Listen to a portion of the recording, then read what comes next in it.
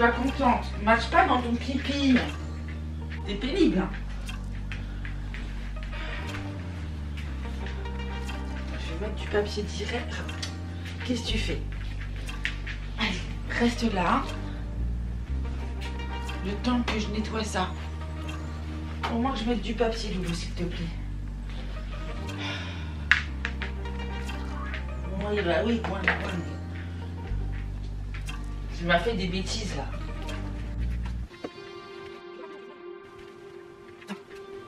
Il est 7h, 6h moins 10. 7h moins 10, Loulou. Mais tu remarches dedans. Non, j'ai dit sur le canapé. Ça suffit maintenant.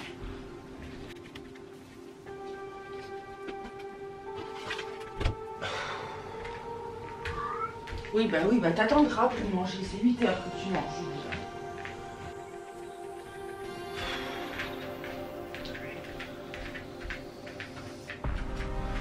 Franchement, t'es pas gêné, toi. Hein. Pousse-toi. Bon, tu veux que je te fasse sentir ton pipi ou quoi, là, pour te calmer? Allez, arrête.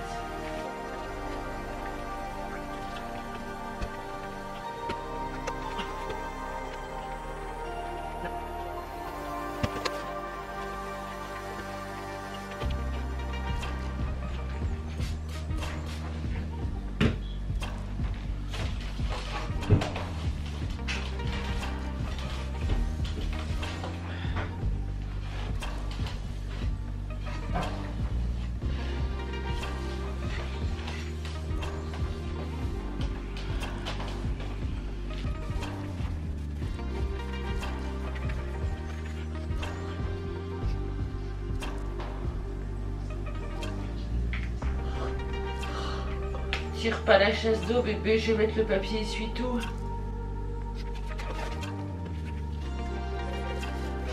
Je vais bien te remettre de l'eau, mais crois pas que je vais te donner à manger tout de suite. Hein. Je te remets juste des croquettes, toi. Trop duc.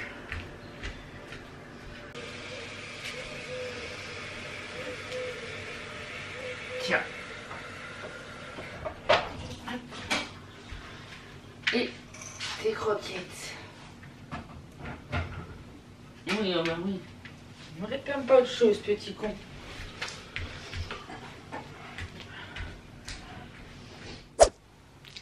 Les gars, nous sommes dimanche. Vous avez pu me voir me débattre entre le pipi et le caca du chat et éviter que le chat marche dans son propre pipi ce matin. C'est un peu ma réalité du quotidien. Lula est un chat qui est propre. C'est-à-dire que si dans la nuit il fait ses gros besoins dans la caisse, il n'y retourne pas. Il ne voit plus, il est âgé, il n'est pas incontinent. Mais effectivement, vu qu'il ne voit pas, quand il veut rentrer dans sa caisse, il se dit « Ah, ça sent la crotte en fait ». Et il se dit surtout « Je n'ai pas envie de marcher dedans, donc je vais faire pipi ailleurs ». Bon, là, il n'y avait ni crotte ni pipi dans sa caisse. Donc il m'a fait son petit dégueulasse hier soir ou dans la nuit. Enfin bref. Je me suis posée un peu avec vous puisque nous sommes dimanche et que ça fait longtemps que je ne me suis pas fait un petit masque. Et je me suis dit que ça me ferait du bien. Et aussi, je voulais vous parler de 2-3 petites choses. J'ai eu un rendez-vous en fait il y a quelques jours, il y a 2-3 jours. J'ai eu un rendez-vous chez post-opératoire en fait. Au niveau de mon opération et tout. Comment ça va se mettre ce truc là? Il y en a deux parties. Oh, je suis en train de faire n'importe quoi les gars. Ah, ça sent super bon en tout cas. Bon, je vais essayer de mettre ça. Il n'y a pas de côté apparemment. On le met de quel côté ce truc? Bon, apparemment il n'y a pas un côté particulier. Tu sais, c'est le truc gold là. Ça doit être ça, non? Je fais nimp. Bref, tout ça pour vous dire que j'ai mon rendez-vous effectivement post-opératoire et franchement étonnée de chez étonnée. Donc c'est celle qui m'a opérée, hein, que j'ai vue, qui m'a dit que l'opération s'était très bien passée. Elle m'a donné tous les détails et puis l'analyse qui a été faite hein, sur ce qu'elle m'a retiré. Du coup il y a eu une analyse et en gros elle m'a dit comme quoi que j'aurais pas dû être opérée. Normalement, suite à la première analyse qui avait été faite, on devait l'opérer et quand ils ont retiré ce qu'il y avait à retirer, en fait, c'était pas grave. Bon, je suis un peu deg, je vous avoue, parce que ça fait un peu chier de se faire opérer d'un truc où on n'a pas besoin de se faire opérer. Bon bah bref, c'est comme ça. On dira que ça m'a permis justement de connaître un petit peu les joies de l'anesthésie, de l'opération, de comment ça se passe, de combien ça coûte et de combien ça va me coûter. Parce que j'ai reçu du coup des... Je viens de recevoir là l'anesthésiste, combien ça m'a coûté. Je viens de recevoir aussi toute la partie du médecin, combien ça va me coûter. Enfin en gros, franchement, je savais que j'allais payer hein, forcément. Mais je pensais pas que ça allait me coûter aussi cher. Je suis avec le retour caméra pour essayer de mettre ça. J'ai peur de m'en mettre dans les yeux les gars. Je suis en train de faire n'importe quoi. Pourquoi je fais ça maintenant? Pourquoi je fais ça maintenant?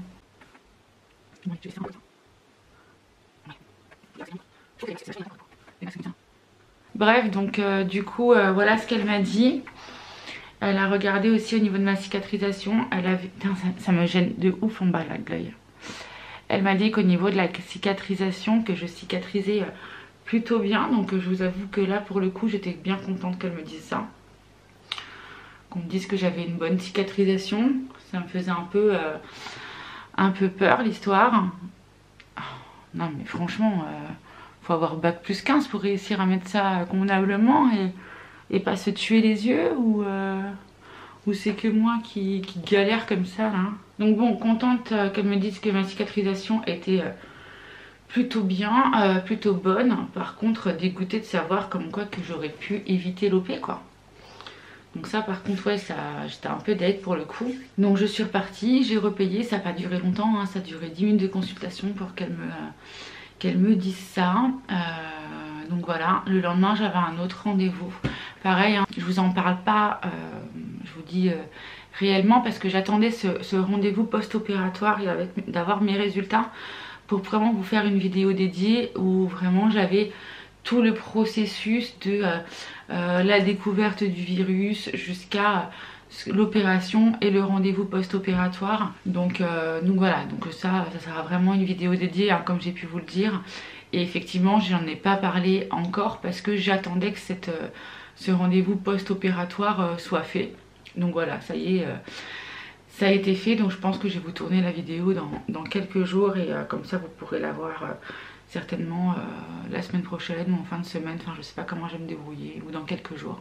J'ai eu aussi mon rendez-vous chez la psy, j'ai repris mon rendez-vous chez la psy, j'ai eu mon rendez-vous chez la psy avant-hier. À la base, je voulais filmer entre guillemets cette journée puisque ma psy fait aussi de l'hypnose et je m'étais dit tiens quand j'irai je ferai de l'hypnose. Et en fait je me suis assise et puis j'ai commencé à discuter, elle m'a posé des questions donc j'ai commencé à discuter et puis ben voilà il faut 1 heure pour faire l'hypnose donc l'heure est passée et on l'a pas fait et franchement je suis un peu... Enfin, j'ai repris rendez-vous dans environ une quinzaine de jours pour pouvoir justement refaire une séance et faire pour la prochaine fois une séance d'hypnose. Et en fait j'y suis allée en pensant que j'allais faire ça et du coup je me suis assise et j'ai discuté et j'ai pas osé lui dire ouais ça serait, j'aimerais bien faire une séance d'hypnose. Je sais pas pourquoi, je suis trop...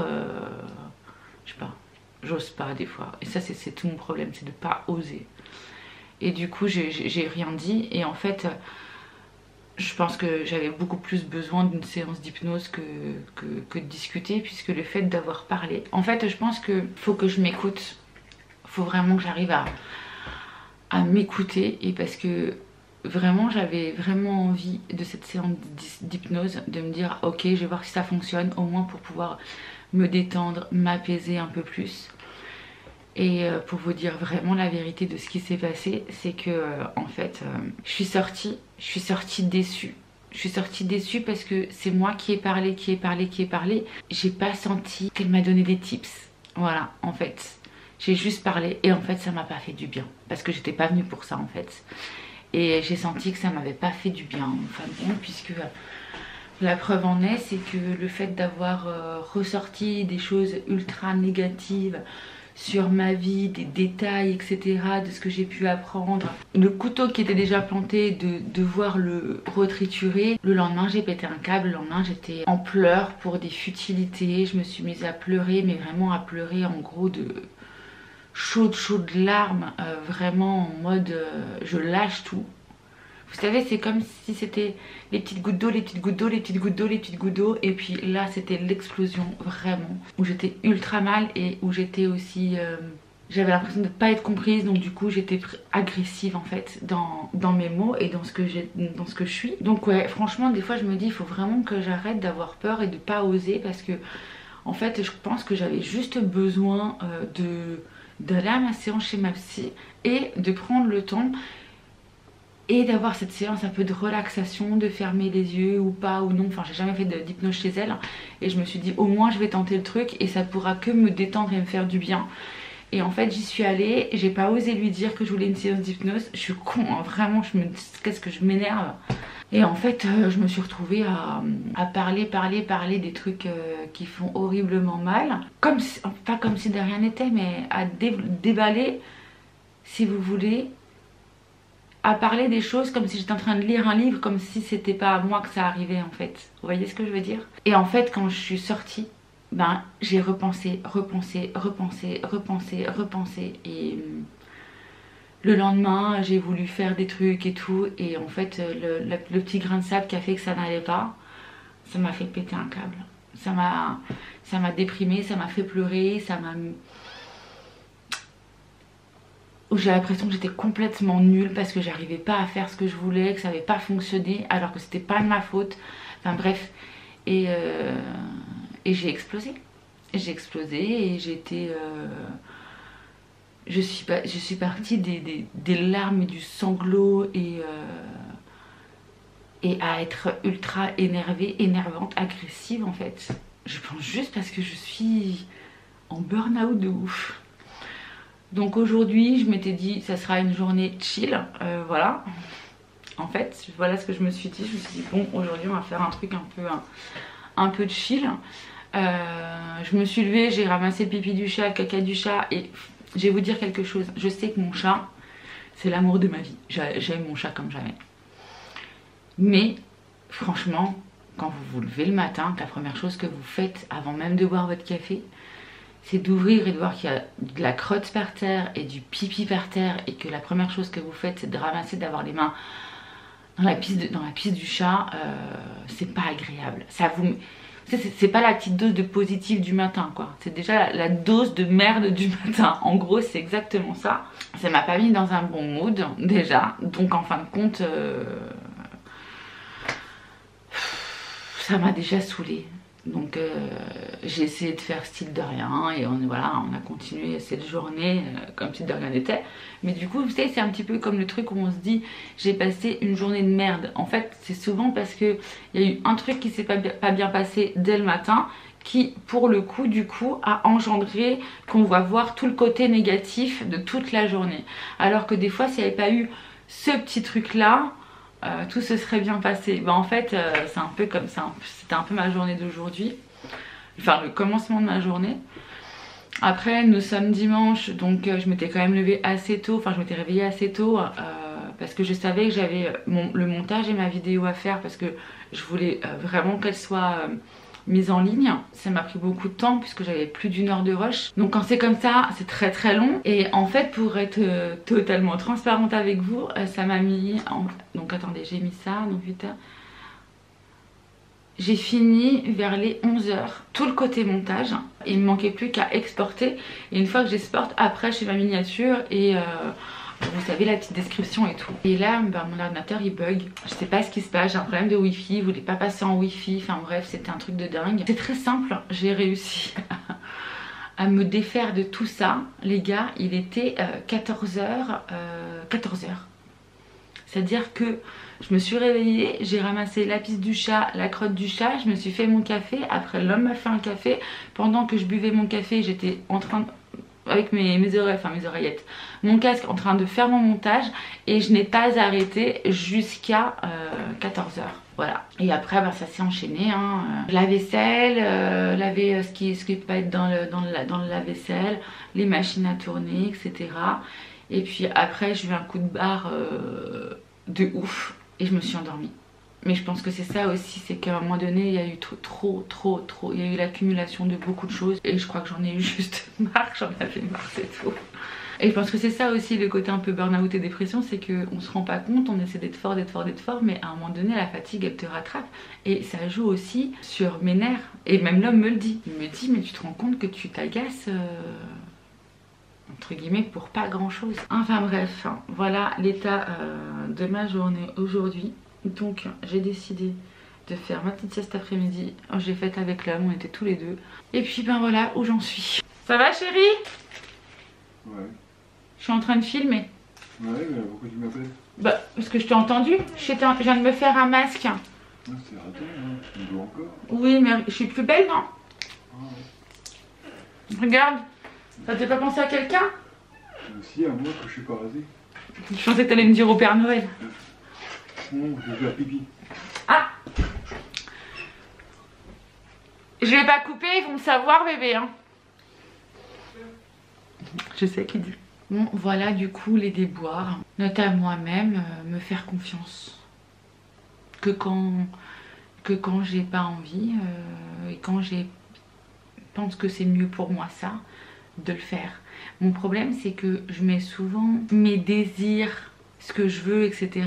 Enfin, je suis du genre à même si je sais, je me dis ça va me saouler, parce qu'on m'a demandé telle ou telle chose, de le faire quand même parce que je me dis ouais ça fera plaisir à machin, ouais ça... En fait j'ai trop tendance à ne pas m'écouter et à pas faire les choses que je veux. J'essaie de plus en plus à le faire par contre, hein. Mais c'est vrai que, vous voyez, par exemple là, je savais très bien avec mon rendez-vous psy que il fallait que je fasse un moment de détente. Et le fait de ne pas l'avoir dit, du coup, elle m'a posé des questions et du coup, je suis rentrée dans une conversation où forcément, elle attendait des réponses, donc je lui ai donné des trucs, machin, et en fait, ça m'a retourné, ça m'a agacé, ça m'a travaillé la tête en fait, ça m'a trop travaillé. Oui mon cœur, moi aussi je t'aime. Bon allez, je vais rejoindre l'homme de ma vie. Et demain je ferai peut-être quelque chose avec ce visage, où je me ferai peut-être un petit make-up ou un petit truc histoire de me dire allez, on est lundi, Noélie, on prend c'est la semaine, hop, on recommence, vous voyez, on reste pas en pyjama toute la journée. Ah là là là là là là. Bref, allez, je vous laisse. Désolée pour tout ce blabla. En même temps, si je le fais, c'est parce que je voulais le faire. Donc, dites, c'est bien Noélie, tu as fait ce que tu voulais faire. Tu as voulu partager, donc c'est bien. Je vous embrasse fort, je vous dis à très vite dans une prochaine vidéo. Et prenez soin de vous. Faites-vous confiance. Et vous êtes des belles personnes. Voilà, dites-vous ça. Ciao, ciao.